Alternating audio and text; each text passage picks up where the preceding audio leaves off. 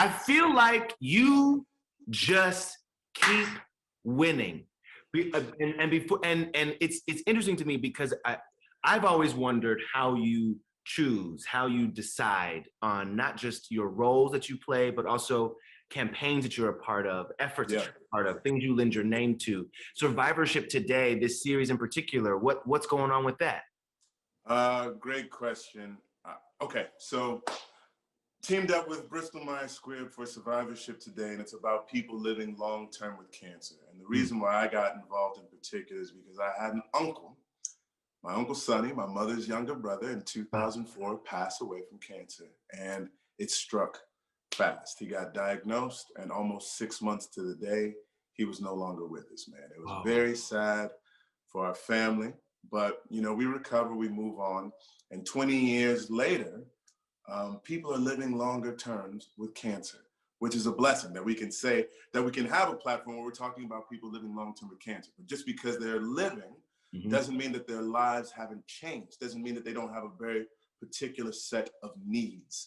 And so it can be a very isolating experience. So Survivorship Today, you can go to survivorshiptoday.com, and there's a series of conversations with people who have gone through cancer, who are living with it right now, and articulating their experience, so that when people get in and they find themselves a part of this unfortunate sort of fraternity, they can turn to these conversations and know that they're not alone, and recognize that, you know, the stories that are being shared are impactful for their lives. And that there is still some winning to be done, right? And there's still winning to be done. Also for the caretakers too, it can be incredibly resourceful, because being able to treat someone and treat the whole person, not try to just be like, aren't you so happy that you're in remission and da-da-da. Like, yes, there's gratitude, and there's a whole other host of things that come along with it. It is, I knew that your connection would be one that was close to you. You know, I think especially as Black men, you know, we're not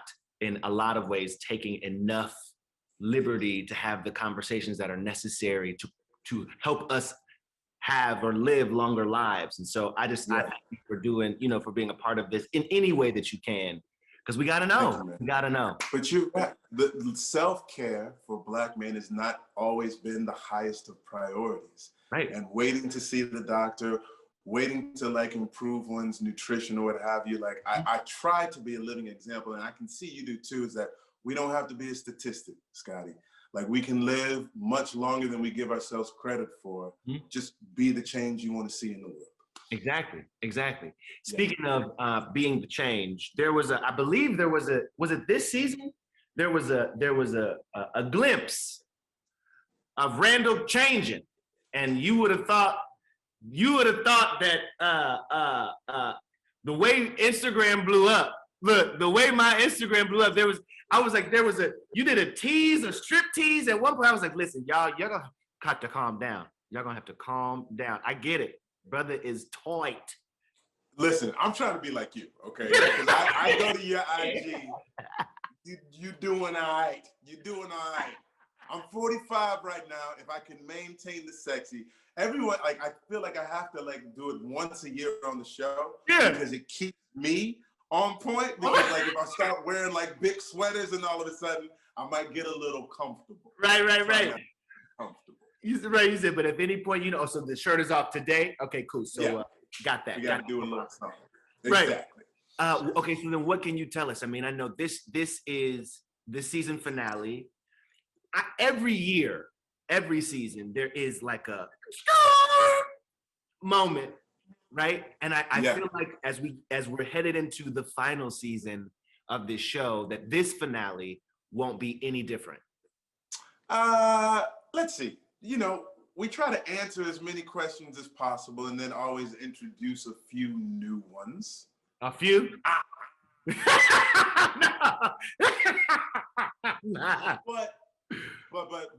the wedding is happening, and you'll get a chance to see how that whole thing goes down. There's really interesting conversations that'll go down between Randall and Rebecca, because they haven't really spoken about his trip to meet his birth mother and see her home. That'll be cool. There's Toby and Kate sort of working out this whole long distance thing that they're trying to embark on, and Toby getting the job and feeling, you know, like he's making the contribution that he wants to the family. Kevin and Madison, it's been such a long sort of history.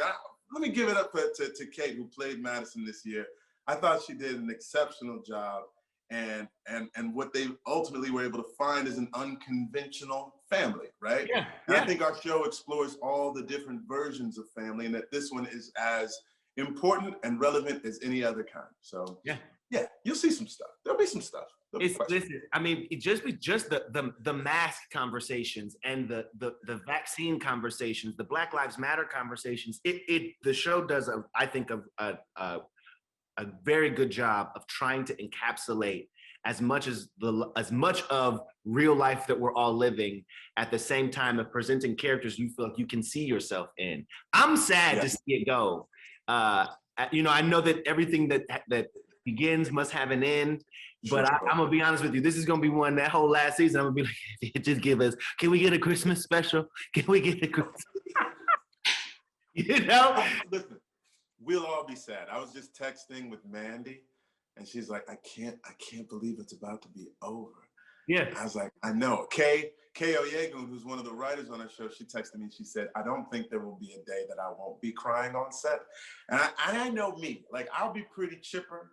And then once we get to episode 14, 15, and the last time, like the last scene with Kevin or the last scene, but when those things happen, there won't be too much acting to do, because Brown will just be a mess. I remember, and I don't want to stay on it too long, but I remember when you showed up in, speaking of last scenes, you know, Insecure is shooting its last season now. I remember when you popped up in the first season of that, and I was like, oh, here we go. Here we go. So yeah, man, I can't wait to see what your performances are, but certainly also am sad to see it go. But you bring up Mandy and texting her. Yes. Tell me how you have seen motherhood kind of crack her open in a way, because I would imagine that even as a performer, it's changed how she approaches it a little. Mandy Moore is a great mom, and she's been waiting to be a mother for such a long time. Like, we've been talking since season 1. Yeah. I was like, so when you gonna try and do it? And she's like, I don't know. I'm thinking it'll happen here and there, right? So she brought her baby. She brought Gus to set the other day, and I got to hold him. And he's just the cutest, sweetest little boy in the whole world. And we were talking because there's this conversation, Scott, that parents have with people who aren't parents. And it's like, oh God. And it goes, you think you know what love is, and then you have that baby, right? And Mandy was like, you're right, SK. She's like, I thought I knew.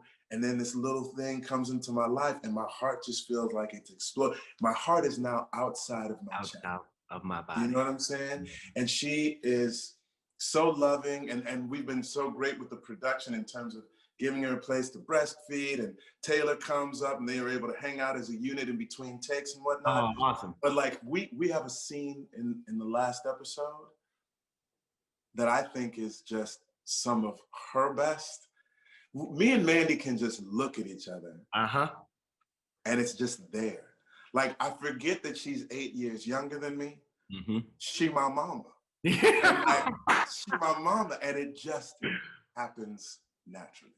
I'm gonna tell you something else. It's so funny you talk about happening naturally, because I feel like around you there is this narrative of the short.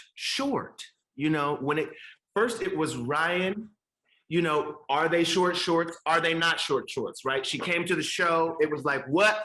Are they short shorts? Yeah. No, like, what is the, then again, I get on the Instagram, and every other picture is your daddy. It's your daddy. It's your daddy. That's my dad. That's my dad. And it's just funny, because I wonder, like, for you, what's too, so is this too short?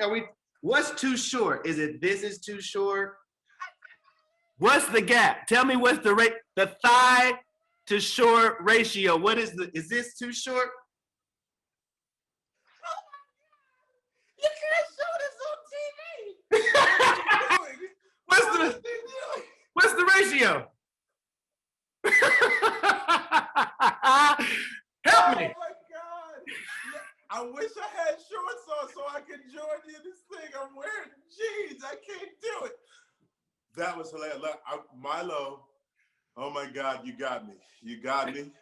Me and Justin were looking at this picture and we were like, maybe we should go like work out together. Yeah. And like, we don't own short shorts. And neither does Milo, to his credit. He just hikes his shorts up when he's doing his workout. So I was like, okay, maybe we'll do like our own thing. I was like, I got a lot of cheek. I don't want to, offend anybody in that way.